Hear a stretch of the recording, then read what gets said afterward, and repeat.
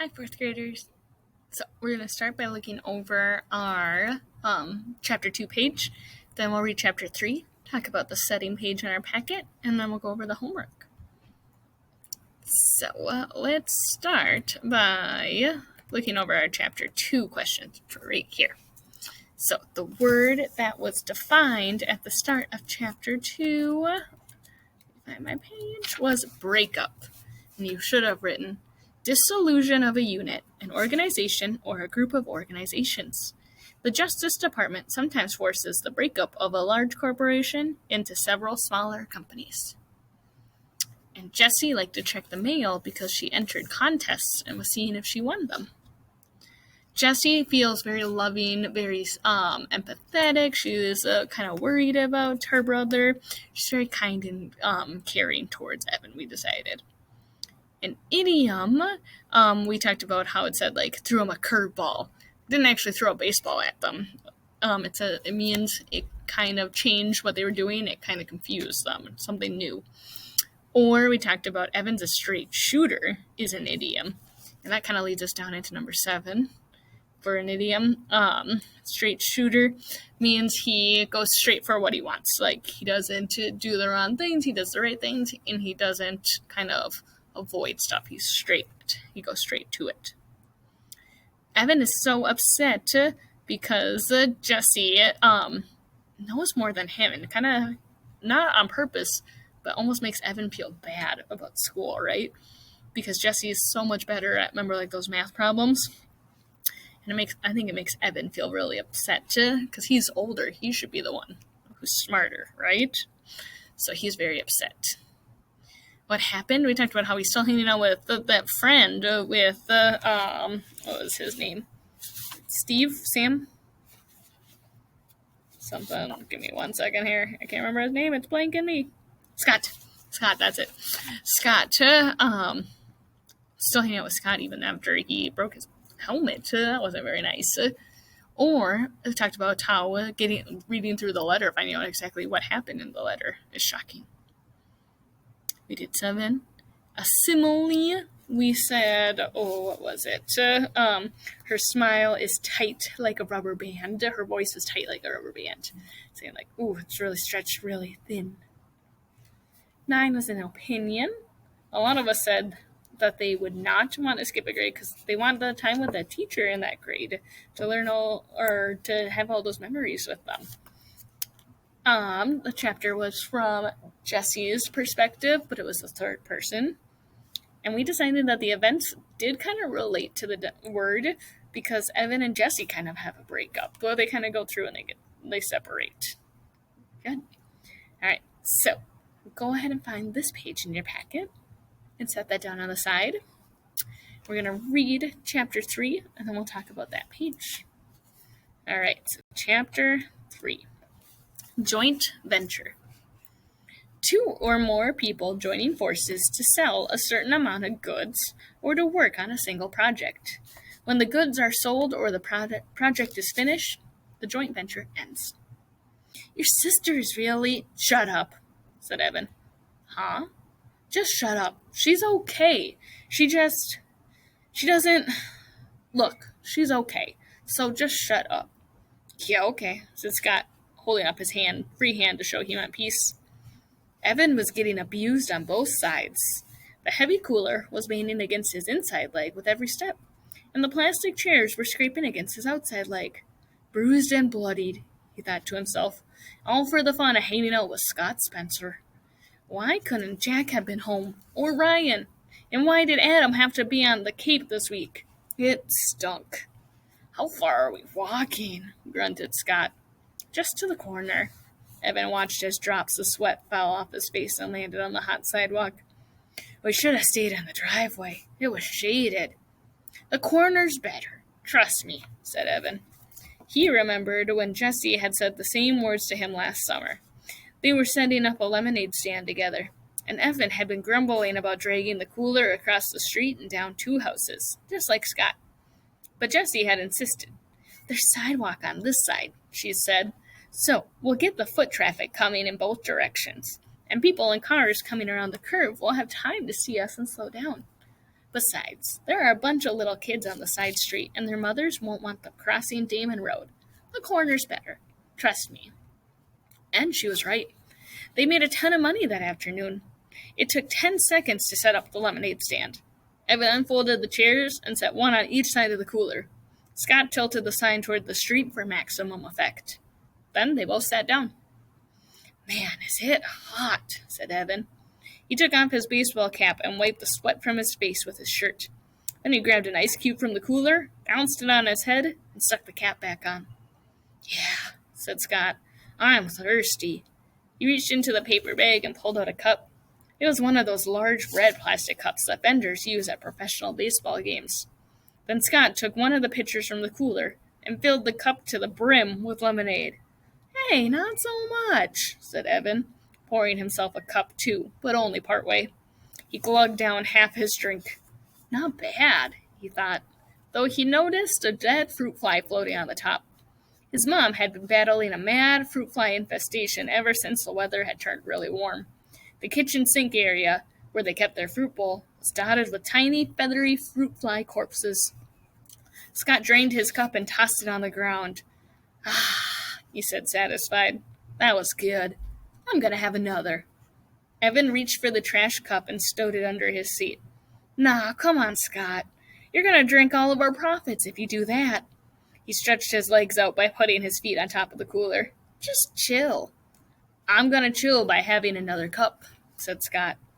There it was, that mean bite in Scott's voice. Evan's shoulders tensed up. Move your feet, said Scott. It's hot out here. Dude, you're... Evan sat up expectantly and looked down the street. Hey, here comes our first customer.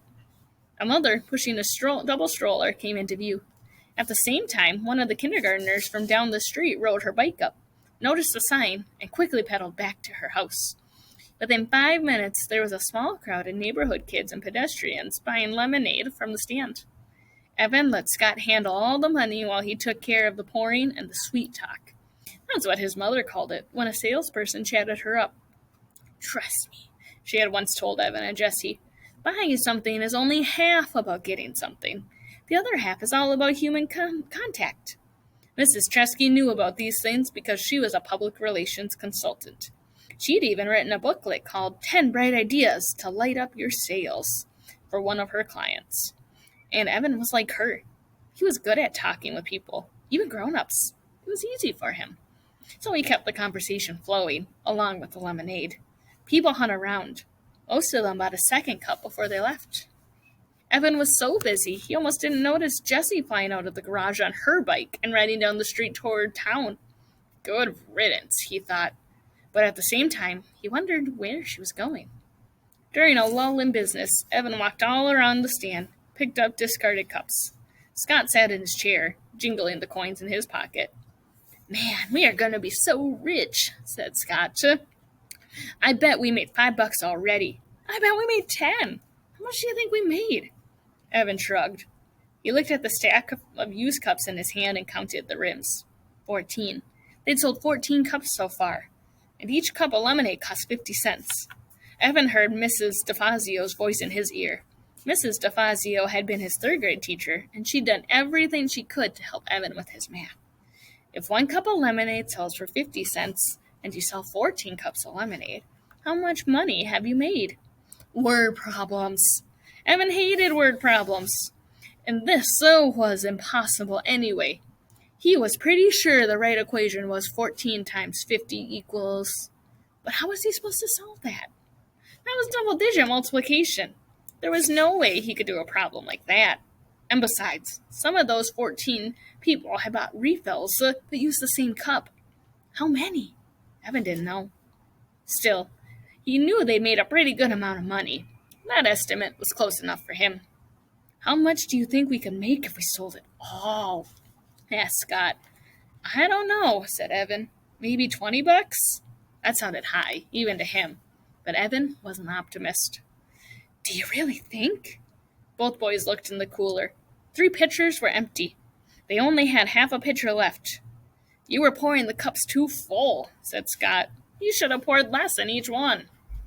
You're the one who brought the huge plastic cups. You could fit a gallon in one of those, said Evan. Besides, I wasn't gonna be chintzy. They're paying a whole half a buck for it. They deserve a full cup. And anyway, we can just go home and make more. My mom has cans of lemonade in the freezer. So go home and make more, said Scott. Oh, yes, your majesty. Oh, hi, commander. Your infiniteness. Why don't you go make it? 'Cause I'm chillin', said Scott, leaning back in his chair with a stupid grin on his face. Evan knew he was just joking, but this was exactly why he didn't like Scott. He was always thinking of himself, always looking for some way to come out on top. They were playing knockout. Scott always came up with a new rule that helped him win. If they were doing an assignment together, Scott always figured out how to divide it so he had less work to do. The kid was a weasel. No two ways about it. But everyone else was out of town. Evan didn't want to spend the day alone. And Jesse was on his poop list, as Mom called it, when the dog did something he wasn't supposed to do. Evan might never play with Jesse again. Evan crossed the street and went into the house. He was surprised to find that there were no more cans of lemonade in the freezer. Wow, they'd been so many this morning.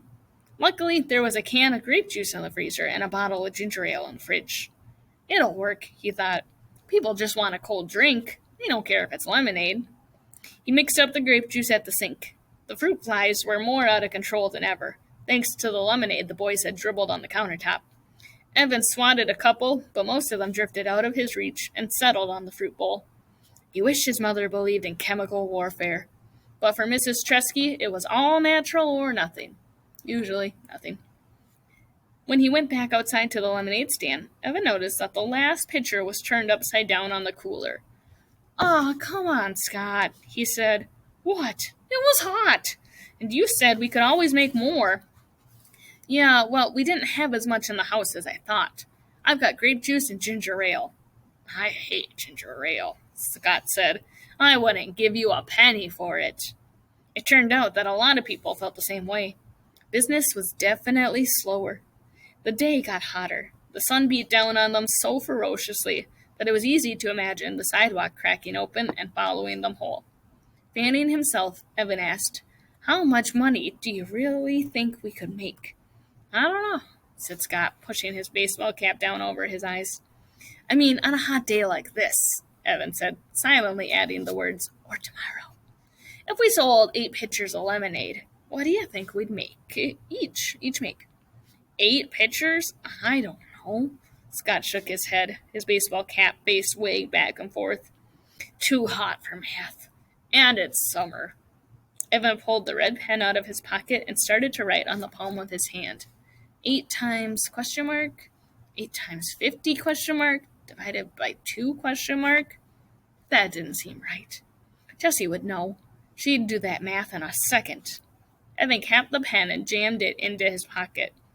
"But I bet it's a lot," said Evan. "I bet on a hot day like this, we could actually make some real money in the lemonade business." "Yeah," said Scott. "Then we'd be rich. And I'd get an Xbox, the new one, with the dual controls." "I'd get an iPod," said Evan.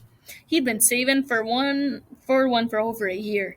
But every time he had some money put away, well, it just disappeared. Like the $10 from Grandma. She'd even written in her card, "Here's a little something to help you get that music thing you want." But the money was gone. He'd treated Paul and Ryan to slices of pizza at Townhouse. It had been fun. "That would be so great, to listen to music whenever I want," said Evan. "I could tune you out," he added in his own head. They sat in silence, feeling the heat suck away every bit of their energy. Evan was hatching a plan. The heat wave was supposed to last at least 5 days. If he and a friend, not Scott, set up a lemonade stand every day for 5 days, he'd definitely have enough to buy an iPod. He imagined himself wearing it as he walked to school, wearing it on the playground. "Hey, Megan, yeah, it's my iPod. Sweet, huh?" Wearing it in class when the teacher droned on about fractions and percents. Nah, but it would be so cool. At least there would be one thing that didn't totally stink about going back to school. After 2 hours, they decided to call it quits. Sales had dropped off fast, and then stopped altogether. "Hey, did you notice something?" asked Evan, stacking the chairs. What? Said Scott. When we started the stand, most of our business came from that direction. He pointed down the street toward the curve in the road. But after an hour, not one person who walked past us from that direction bought a cup. Not one. They all said no thanks and kept on walking. What do you think? Why do you think? Dunno, said Scott. Boy, you're a real go-getter, said Evan. You know that? Scott socked him in the chest, but Evan defended and knocked Scott's cap off. While Scott was scrambling for his hat, Evan said, Just hang here for a minute, okay? And set off down the street. As soon as he rounded the curve, he knew why business had fallen off so badly. There was Jessie and Megan Moriarty from his class. They were standing inside a wooden booth, and their sign said it all. Lemonade, frosty, delicious, thirst quenching. Wow, only 50 cents per cup. By the looks of it, their business was booming. Evan watched as Jessie accepted a fistful of dollar bills from a mother surrounded by kids. At that moment, Jessie looked up and saw him. Evan had a weird feeling, like he'd been caught cheating on a test. He wanted to run and hide somewhere. Instead, he froze. What would Jessie do? Evan couldn't believe it. She sneered at him. She cocked her head to the side and gave him this little I'm so much better than you smile. And then, she waved the money in her hand at him. She waved it, as if to say, Look how much we've made selling lemonade. Bet you can't beat that. Evan turned on his heel and walked away. Behind him, he could hear Megan Moriarty laughing at him, clear as a bell. Why do you think Jessie's and Megan's stand? This business was booming. Why do you think theirs was doing so much better than Scott and Evan's? I think it's because they took more time on their sign, right? It had all those details, nice pictures, and they had that nice wooden stand, remember? Instead of just the cooler, they had like a nice stand, so they could tell that they were putting more effort into it. Ooh. All right, let's look at our setting page. Okay. So what I want you to do is think through the setting of Lemonade War, okay? Specifically kind of this chapter. Draw a picture of what you believe the setting looks like. Then describe it in words. And then think through, how does the setting affect the way that the Lemonade War is completed? How would the Lemonade War be different if in a different setting? So pause the video while you work on this part. All right. So a lot of friends in class drew like Evan's lemonade stand and then Jessie's one over here with the neighborhood in the background. And they talked about how the setting is in their neighborhood and it's a hot summer day. And we talked about how that makes a difference for the setting. Because if it had been in like the fall or the winter, you probably wouldn't be selling lemonade, right? It probably might have been like a cider war or who can rake the most leaves war. It wouldn't be about the lemonade. It would be about something different. So that helps our setting, helps us know that what's happening can make sense. Then your homework is just one page, chapter 3, just this front side today, okay? What word is defined? Identify 2 clues. So find 2 clues that support this sentence, this claim. Evan did not really want to be hanging out with Scott. What are 2 things in this chapter that show you that we know Evan does not want to be with Scott? What are some examples of rude behavior from Scott? Towards the end of the chapter, why is Megan Moriarty written in italics? That's slanted writing. Which perspective is this chapter told from? True or false? And then kind of a normal one, does the words match, the events match with the word that was defined? Let me know if you have questions. Otherwise, good luck on your homework.